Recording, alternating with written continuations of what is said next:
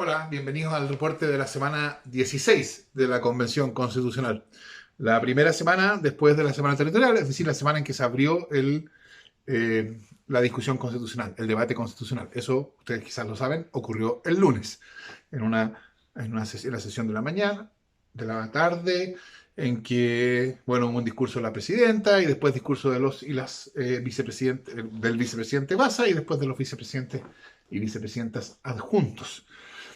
Eh, ¿Qué más ocurrió esta semana? Bueno, mismo día, eso fue el 18 de octubre, el mismo día 18 ocurrieron los hechos en la calle que todos sabemos y eso suscitó una discusión que todavía está en curso sobre la violencia y la justificación de la violencia, etcétera. Eso tiene más que ver con la discusión pública general que con el funcionamiento de la convención, así que eso lo mencionamos para dar un poco el contexto. Eh, lo demás, la otra cuestión importante que en la convención ocurrió fueron los discursos de apertura. Nos empezamos con los discursos de apertura, creo que estamos ya a estas alturas como algo así como de los 155, debemos estar en los 80 o entre 80 y 90, cálculo informal, de discursos. Nos quedan todavía una buena parte, pero menos de la mitad. Y entonces en este comentario me gustaría hacer dos cosas. Una, dar algunas de las ideas que yo presenté en mi discurso de apertura, o sea, cuál es lo que yo creo que es el desafío de la convención, etcétera. Y también comentar algo respecto de los discursos de apertura en general. Partamos por lo segundo. Me ha llamado la atención que los discursos de apertura en general, por supuesto esto no se refiere a todos, asumen una de dos características o perspectivas. Una, son discursos de presentación del hablante en términos de su identidad, ¿no? De dónde viene, a qué lucha ha estado vinculada y por qué entonces esa historia que lo o la ha llevado a la convención se manifiesta en una preocupación especial por una determinada demanda. Llego aquí como luchadora por el agua, y entonces en la convención mi preocupación por el estatus constitucional del agua es la cuestión fundamental, etc. La otra ha sido, la otra manera en que muchos discursos de apertura se han presentado son mostrando las críticas que han llevado a la necesidad de una nueva constitución, ¿no? La precarización de la vida, la deshumanización, la mercantilización de los derechos sociales, etcétera, y sus múltiples manifestaciones. Yo diría que en esos dos tipos, discursos que muestran la identidad del que habla y la vinculación de esa identidad con algunas demandas constituyentes o discursos que apuntan a la protesta por lo que significa la constitución vigente o el modelo vigente. Yo creo que entre esos dos modelos se agrupan la mayoría de los discursos que hemos escuchado. No todos, por cierto.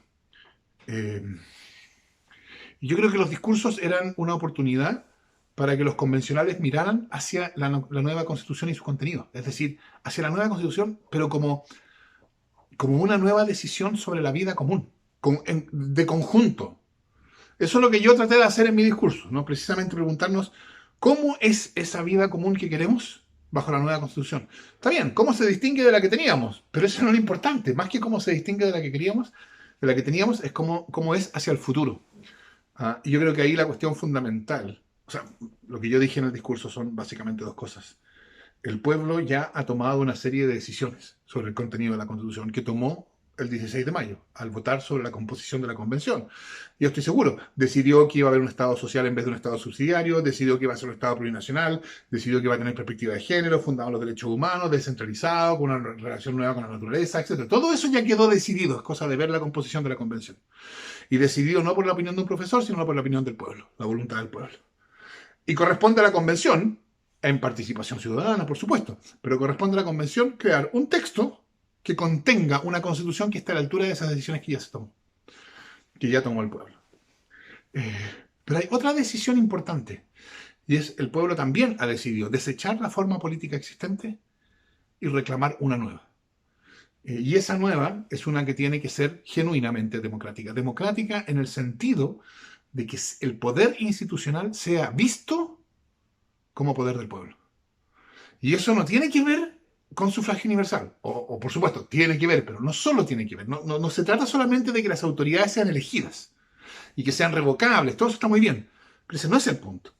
El punto es que las decisiones que toma esa forma política, las cosas que hace, son cosas que nosotros podemos sin autoengaño decir las hace porque las decidimos nosotros. Es decir, tiene que ser una forma política en la cual, si gana un programa que dice se van a abolir la AFP, entonces se abolen la AFP. Que nosotros podamos participar de esa campaña y votar sí o no votar por ese candidato, votar por otro, sabiendo que el triunfo de ese programa significa que las AFP se van a abolir. Y se van a abolir porque las decidimos nosotros en una elección, porque esa fue nuestra voluntad. Esto no es todo lo que hay que decir sobre la forma política que viene. Por supuesto, para lograr una forma política legitimada no es necesaria, no es suficiente que sea representativa y que sea eficaz en este sentido. También tendrá que ser participativa, etcétera. Por cierto, hay mucho más que decir, pero esta dimensión yo creo que es central. La, la nueva constitución necesita crear una forma política en la cual las personas vean que el poder institucional no es el poder de otros sobre nosotros, sino es nuestro poder para decidir sobre la vida común. Y entonces eso, creo yo, crear esa forma política es lo que debe constituir, en mi opinión, una perspectiva privilegiada, es decir, una perspectiva prioritaria cuando estemos discutiendo sobre régimen político, sobre sistema electoral, sobre descentralización, sobre bicameralismo, unicameralismo, sobre participación, etc. ¿Quiere decir esto que para tener un poder político eficaz que pueda actuar, se necesita tener un poder concentrado? Esta es la otra cosa que yo traté de decir en mi discurso. La institucionalidad política no crea poder. La institucionalidad política transmite poder, permite dirigir un poder, pero que no es creado por la institucionalidad, está en la sociedad, en el pueblo, ahí está el poder. El éxito de la institucionalidad es la capacidad de conducir ese poder. Mientras más legitimada ante el pueblo está la institucionalidad política, más fácil será conducir ese poder y entonces más poderosa será. Por eso no hay contradicción en algo que Gabriel Boric ha dicho reiteradamente, que él, cuando deje de ser presidente, quiere tener menos poder que cuando asume la presidencia.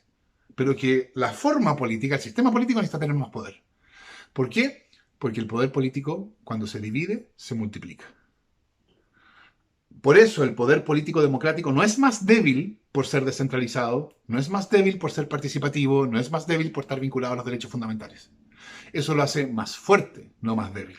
Y eso, creo yo, es lo que debe hacer la nueva Constitución. Crear un poder político democrático fuerte, por descentralizado, por participativo, por vinculado por los derechos fundamentales, etc. Pero fuerte para que pueda llevar adelante la agenda que el pueblo decida cada oportunidad.